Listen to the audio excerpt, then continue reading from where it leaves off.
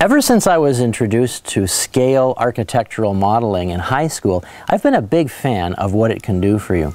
This is a model of the house frame that I built as I was designing the home that you see behind me, that I ultimately built from this.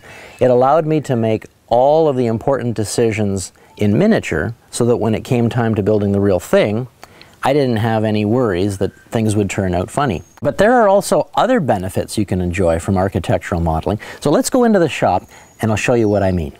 Here we've got 3 other models that we've made over the years. Some of them are made by kids and some of them are made for more practical purposes. This is a school project. It's kind of a cutaway, a scale model of an old schoolhouse in our area. This is a little cabin made just for fun. And this model here is of a cabin that we're building right now. We built it to experiment with proportions so that the overall building and the open front porch would look good, and also to give one of my sons some practice in how a frame like this goes together so that when the time comes he can build it with confidence. One of the things that's really neat about these models is the way you can dress them up. In this case with little wooden shingles. So let's go over to the bandsaw and I'll show you the jig I use and how I use it to cut those shingles from scrap wood.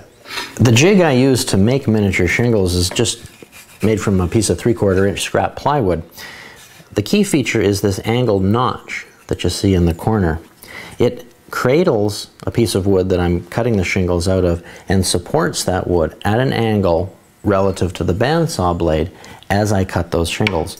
What you get is a piece of wood that's tapered, just like a real shingle is, and because the grain direction on the blank that you're using runs this way and not this way, you end up with shingles that have the grain running along their length, which is what you want. So come on a little closer and I'll show you the jig in action. So you start by switching on the saw and putting your shingle blank into the notch in the jig, and then slowly pushing both forward so you cut your first shingle.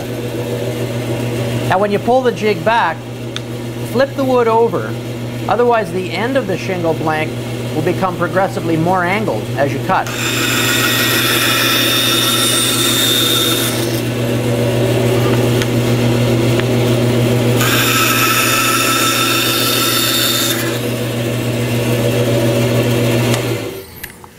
One of the things to keep in mind is that your shingles should vary in width, just like the real thing. And the way you achieve that is by using shingle blanks of different widths. They'll all work together in the same way with the same jig.